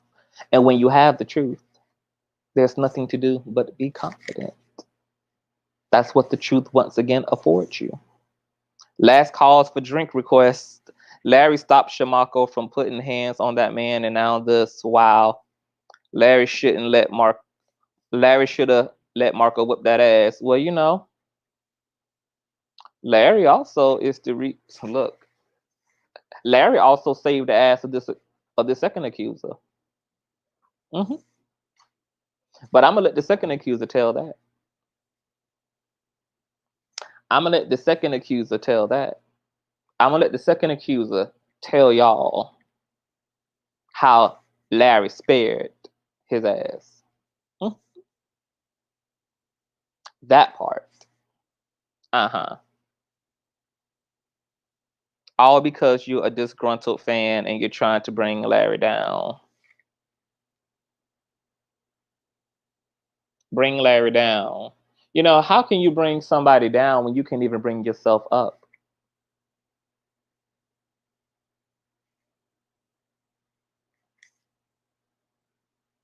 It can't happen. You don't have the authority to. That's why it takes all these tactics. If these people had any truth, that truth would have already brought Larry into justice. They know they have nothing. That's why it's always something. It's always something, something, something, something, child. It's another scandal, another salacious lie. You would think that people would get tired of like this one trick pony ass shit. You know, when everything that you have to say about people always has to be the most disgusting of things, when the lies always have to be the most like extreme, that should be telling. That should be very telling.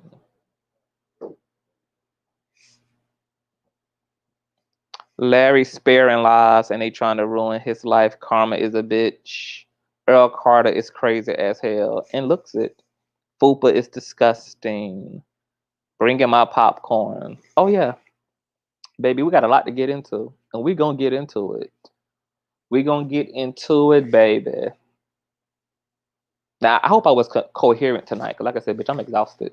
Okay, I'm exhausted, but I'll be back. hmm People think they got this shit figured out. They don't. hmm Tell people to go worry about their own subscriber count, get their own clicks and motherfucking views up, and go find something to fucking do. Go make something out of yourself. I've never seen people be so envious and so jealous of somebody in my life, girl. I mean, the hate is real. All this because a nigga is glowing up. All this because a nigga is ordained to do what you not. Like, really? Oh my God, girl. Larry has allowed enough of you fucking parasitic ass motherfuckers, okay, to borrow off of the light, girl. He's ready to be stingy with the cootie cat now. You can't get mad. You can't get mad, girl. You gotta let it go, okay?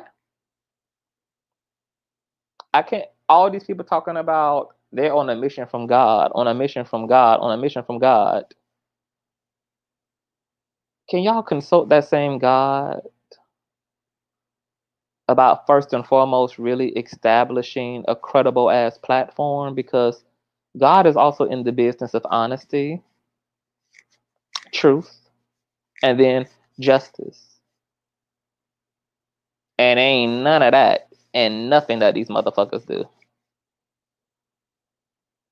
All these hoes do is jump on hate trains and bandwagons.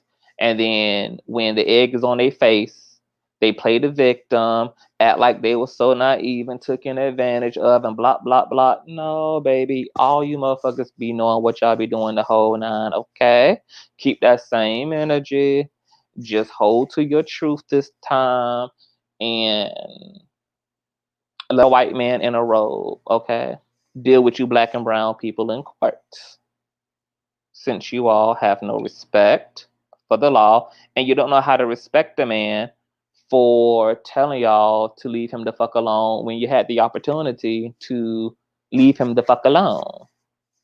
Thank you, Vessie Perkins, for your Cash App. Oh my God. Yes, Street Committee pushed through. And y'all already know I don't give a fuck about what none of these hoes say, so don't even bring me nothing that any of these irrelevant ass bitches have to say. I don't give a fuck. I ain't give a fuck last year. I ain't give a fuck before that year. And I don't give a fuck of a fuck of a fuck this year. Okay? Because we're going to talk the facts and we're going to cover the case. Mm-hmm. And there's nothing that any of these whores can do about it. You're just going to have to eat it, bitch. Mm-hmm. You're just going to have to eat it, bitch. That's all you're going to have to do, girl. And for every interview you hosts do, I'm going to interview too. Mm-hmm. That's how we're going to do, girl, until the end. Mm-hmm. Continue to punch holes in what is not logical. Oh my God, we have evidence, girl. It's evidence, girl. There's a police report, girl. Done 2 years ago. A bitch is damn near 30 and making a goddamn police report about allegations from when he was 17, 16 years old. Girl, why? Are you okay? Where's your mother? Where's your mother? Girl. A police report for a fucking house that wasn't even built at the time, girl. Are you okay? The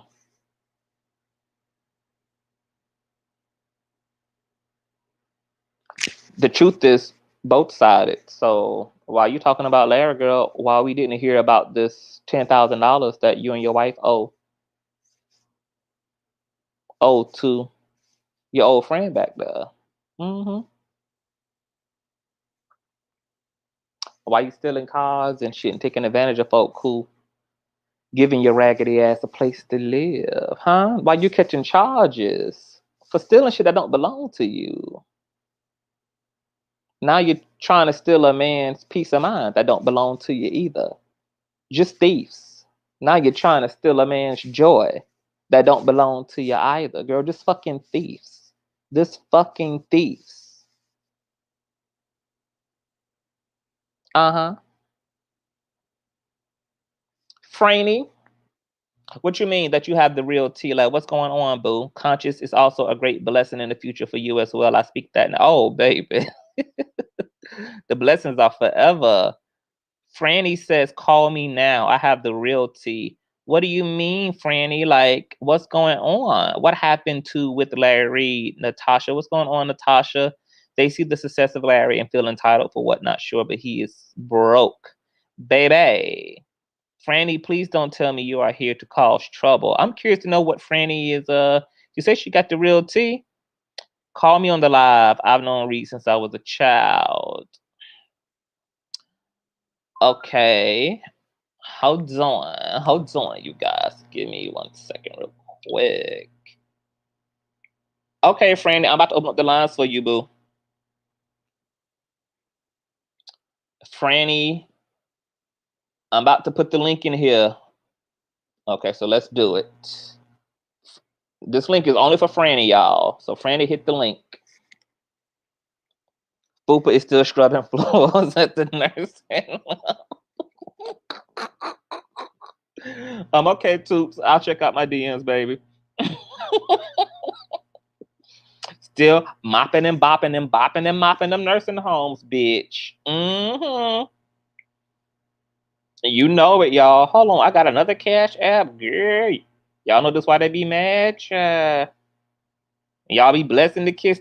Thank you, Alenia. Thank you, baby. Okay, I think we got Franny in the building, y'all. Hold on, let me see if I can connect. Can't believe y'all got me up here like this, girl. I'm exhausted. And y'all got me putting in that work. Let me see. Franny? What's going on?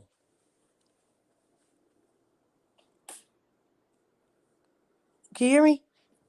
Franny? Can you hear me? Hi. Hey, I'm turning off my camera. Can y'all hear me? Hello? Don't tell me my I'm my here. StreamYard is acting up again. Franny, can you hear me? I can hear you.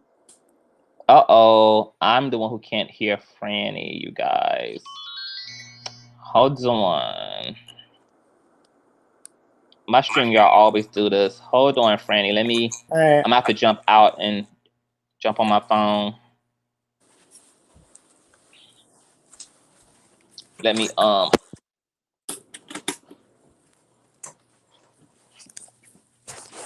Oh, sure.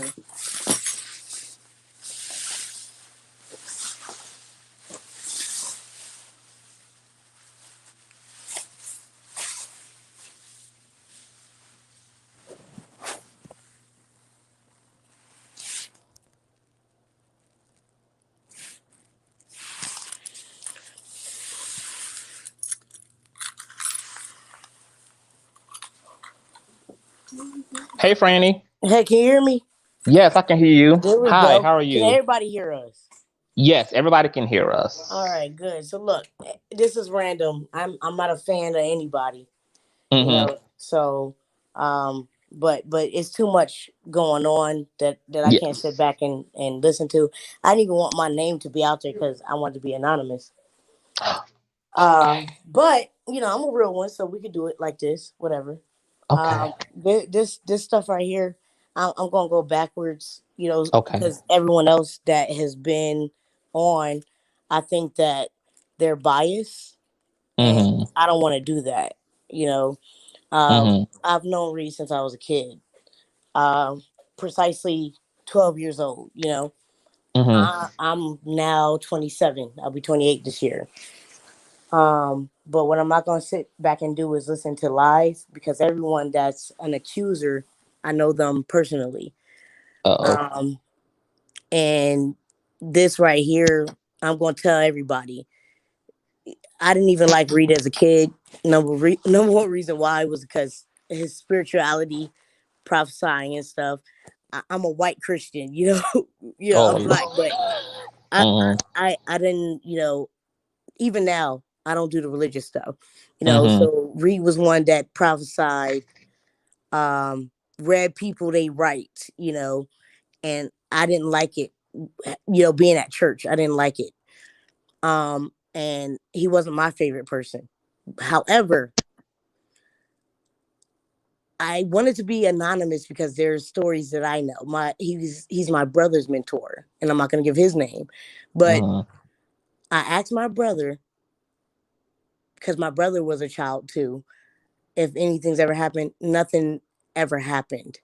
Mm-hmm. Um, as regards, and is unfortunately I'm not anonymous, so I can't go into detail. But I am going to say that these same people that are saying that he's done things, if this is the case, and this is my question, if this is the case, why did y'all follow him after y'all were adults? Okay. There's people that are saying that he did something, but their own wives now is the actual pedophile. Y'all started Mm-hmm. dealing with each other when, you know, before he was of age. But everyone who really knows that. But Mm-hmm. I've yet to hear anyone say that. And that needs to be stated.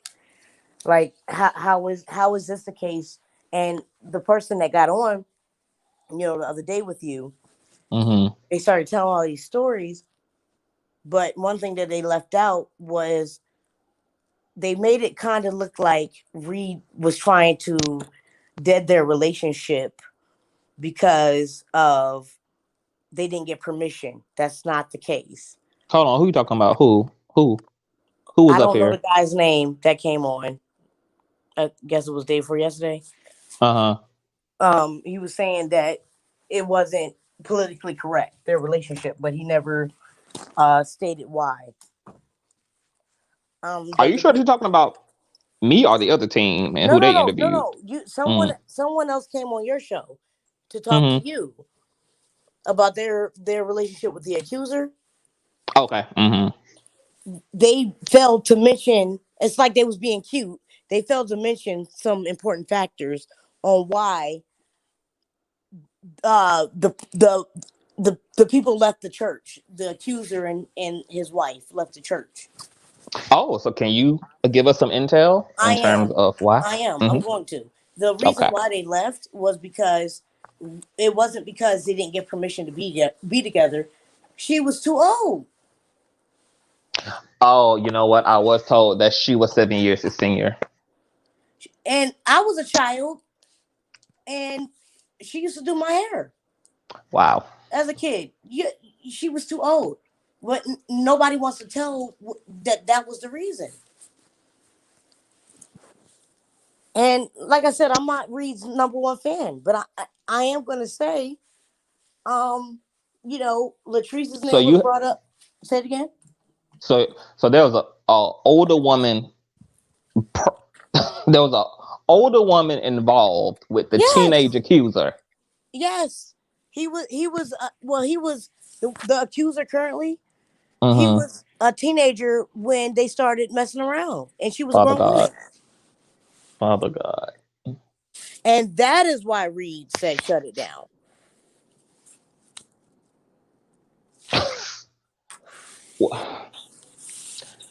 That is why. Were you a part of the ministry at this time? Yeah, I was and I don't even. I was a part of the ministry because my parents were, and so they had their own church. But we started going to Reed Church while I was in Fayetteville. The accuser was the drummer, Mm-hmm. and nobody could talk to. I've never talked to Reed personally, one on one, and I've known him Mm-hmm. for over 20 years. So stop. Wow. Like, I'm not gonna have this. This is Wow. this is Wow. this is embarrassing to me. I had a relationship with his wife. Yes, I looked up to her, and she's never talked to me sexually, never made me feel uncomfortable. I was able to tell her things I wasn't able to tell my parents. Mm-hmm. But my brother had a close relationship with Reed. When he got put out of the house at 15, Reed took care of him. But I asked my brother as an adult just this past week, because all this came out. Me and my brother are best friends. Did Reed ever do this to you? He said he's never even talked to him sexually. So I can't sit back, Mm-hmm. bro, and let this happen. Like, this is wrong. So keeping rising to the top says, can you clarify what we're hearing, Conscious? So Franny, who used to be a part of the ministry at the time that the accuser and his wife was a part of the ministry, is saying that, And I knew them before they were married. and knew them before they were married, that the controversy around the accuser and his wife was a part of that controversy with the fact that she was 7 years older than him at the time and he was a teenager at the time that they started messing around. That she was a well-established adult.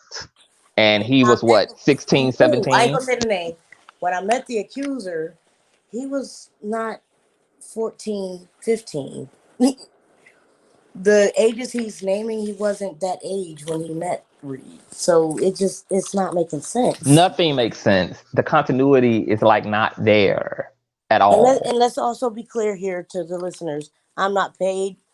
I was Reed's least fan. I used to sit on the second row and be mad when he was speaking in tongues, casting out demons, because I ain't had time for that. Like, I had to be there because my parents, Did were he there. ever try to cast damn demons out of these two people? Did you ever see him throw them to the floor With and call out the spirit of $5 the out of them? wife, look, listen, I was a child, but this is what I seen with the wife. She had a lot of issues at a time. At the time, this is what I seen. See, that wife I got could a be wrong. $5 spirit in her that need to be called out. I could be wrong. but she had a lot of issues from what I seen. And I remember getting my hair done because she was a hairdresser. So I remember going to the house and getting my hair done, and they always just had drama, man. You know, like this lady, like Okay, so when you say drama, like explain to us like what was some of the foolishness that they had going gossip, on. like gossip going on between people. She was in the middle of it, but nobody knew that she was, sleeping with the drummer though. You know what I'm saying? Messy. Oh my god. What? And anybody could come see me. You know what I'm saying? Everybody want to act like they're from the streets. They're not really. So what do you think this is? Like what do you think I is think, and I'm gonna tell wrong you with these exactly people? what it is, and what I really feel. Mhm. Rita's always had this presence, and this is my opinion. It may not be factual to Mhm. everyone else, but Rita's always had this presence of commanding the room, and everyone wanting to be attached to him. And I never got Yes, it. I've I heard never that. understood because I'm a Mhm. woman. I never understood it. Um, but everyone wanted to be under him, and I think Mhm. that because this man made it at a little old Fayetteville, little old Raleigh, I think that people are upset that he's just not had the time, to Mhm. um to you know tend to everyone. Yeah. I think that everyone's upset about that, and I think instead of them going to him and saying, "Look, I'm hurt because I thought that we were this and it's not that," Yes. I think that now we're trying to come up with scenarios, I believe that. oh, Mhm. and look again, everybody, I don't owe him nothing. Mhm. I have not talked to him, but I think that's my personal opinion. Like it's gotta Mhm. be because when he used to come to my parents' church to preach, he would walk in and just command the room. Mhm. I never knew Mhm. why my parents kept calling him over or why we Mhm. kept going there. Yeah. Yeah. So even the people that try to say he never had that distinguished, self that he talks about in Mhm. his lives, I'll disagree with them. Like, no, man, I'm not I'm at CeeLo Green the other day. I'm not, easily moved by fame. You know, um, Mhm. with my musical gifts, I played during a rehearsal at his church in Fayetteville. People don't know he's also a musician. You know, so Mhm. um, I played during then.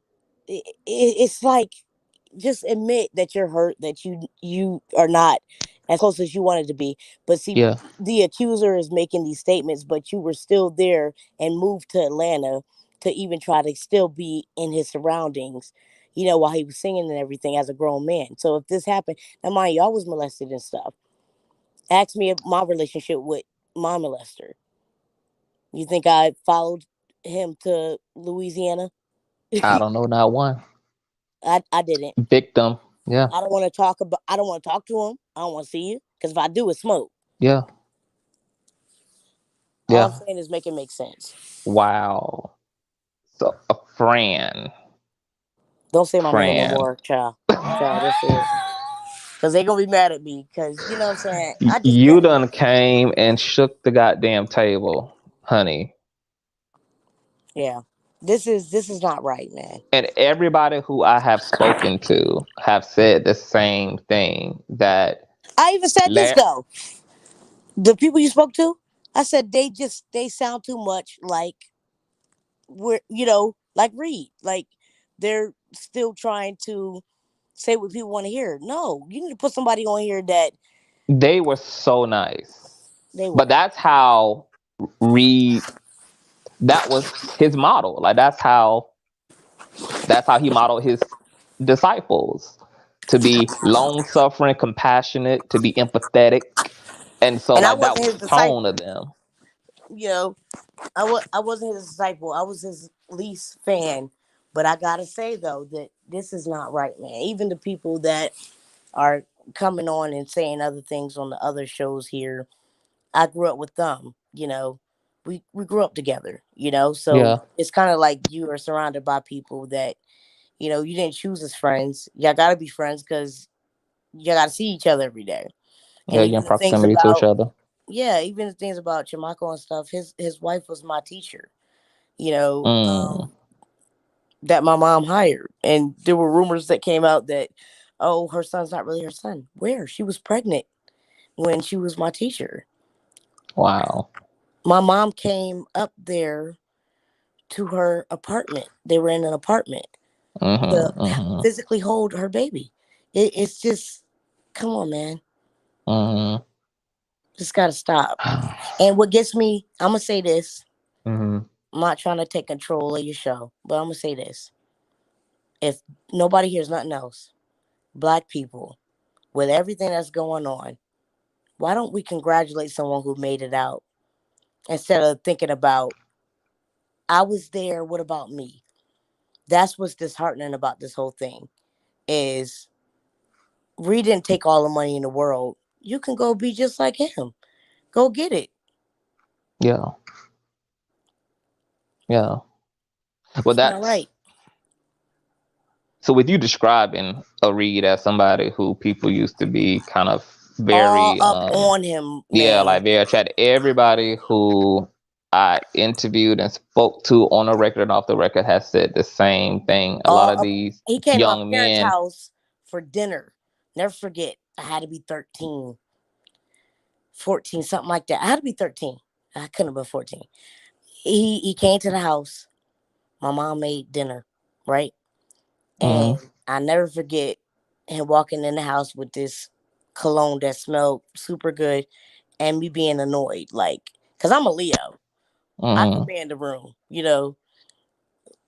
I'm like, who is this nigga, man? Like, you know what I'm saying? Mm-hmm. Mm-hmm. Mm-hmm.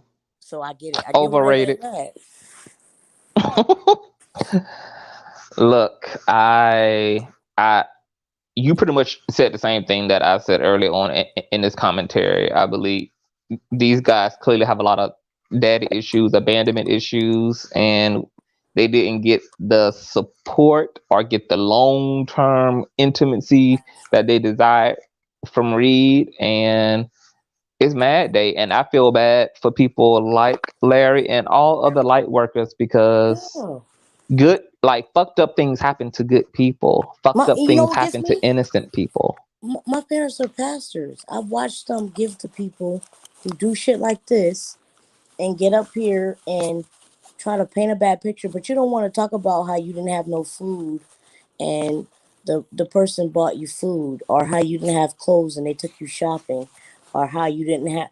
That's what he did for these people. Why don't you tell about that? You just tell them about the negative stuff. Why don't you tell about Well, when telling your them whole family didn't lies. have a place to stay? But I guess, but like I said earlier, just be honest. If you felt left behind and abandoned, I don't know if it's because these are men and men already have an issue with being fucking vulnerable and admitting that they even were left behind. I mean, I've sat in counseling sessions with men who couldn't even say that to their own biological fathers Or because men that that's are hiding how and can't be real about their sexuality and are need their to. sexuality. Yes, a lot of warped fantasizing happens when you are repressing and suppressing your orientation too. Like the shit is crazy. It's People done it to crazy. me. You know, Yeah. people done it to me. They made up stories or stalked my whole entire life.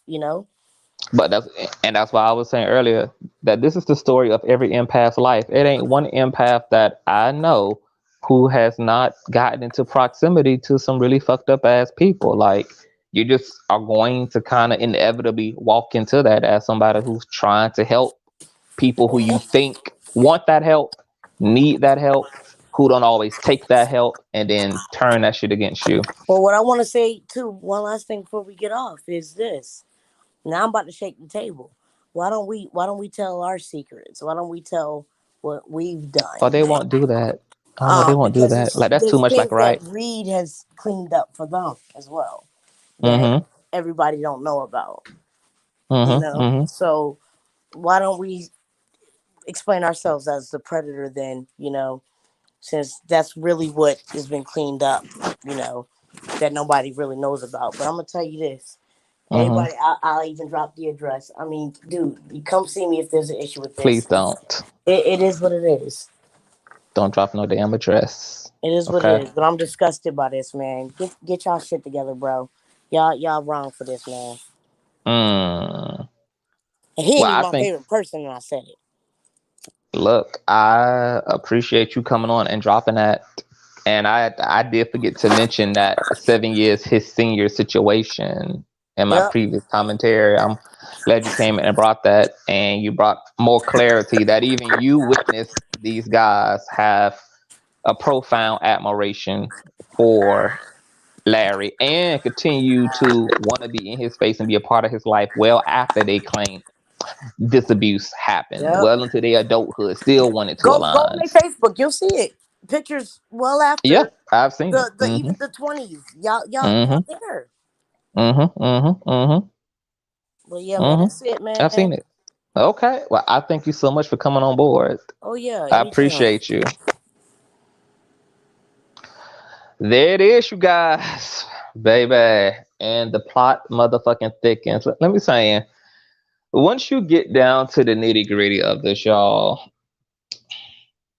there's just no continuity. There is messiness all over the case. I mean, all over the place when it comes to these accusers. And even the second accuser, as Fran said, when people gonna talk about their own demons, and that's why I said what I said earlier. I want the second accuser to talk about who they allegedly molested, and I didn't see the proof, so it really ain't allegedly. I didn't see the proof. I'm curious to know why we leaving that part out. So I'm gonna see if over the course of the next 24, 48 hours, if people who are spewing these lies are going to tell their own goddamn truth alongside the lies that they're telling about Dr. Larry Reid. Because everybody who done came into contact with Reid in real life, I ain't talking about none of these damn people who only done been subscribed to Larry. I'm not talking people who have gotten to know Larry as a commentator. I'm talking about people who have directly operated and interacted and have been directly involved with Larry. All these people say the exact same thing about this man. This man gave the shirt off his back, took in all the goddamn strays, went over and fucking beyond. That's even seen on his own goddamn platform. Think about all the goddamn victims that Larry done vetted hundreds of thousands of dollars for. All the things that he's helped victims with: housing, legal counsel, funds, money, etc. Connected them to therapists, etc. His character is consistent, whether you like it or not. It's consistent. Several bombs done dropping with the caller. Supernova is coming, baby. And we just cracking the motherfucking surface. Let me tell you, this shit's so goddamn deep, y'all. These accusers so motherfucking sick, y'all, that it is crazy. It's crazy. It's crazy. Like, what I learned tonight about accuser number 2 blew my motherfucking head off. When I learned about who was the person alleging Larry Reid used to be underneath the goddamn sheets, doing this and doing that and standing at the door naked and all this bullshit. The mitigated gall of accuser number 2. I mean, baby, like, hell is real. Like, demonic influence is fucking real. Like, the fact that people, it's so extreme that my brain can't even rationalize it's kind of like the devil accusing God. It's like the audacity. Really? Okay. Let me get out of here, guys. This was one hell of a goddamn commentary. I was not expecting to be up here for 2 goddamn hours. Y'all give me that thumbs up. And thank you all for your cash apps. I love you all so much. I'll be back, baby, because the work is never done. And there's no rest for the wicked. Therefore, the righteous shall be up on that ass, hitting them goddamn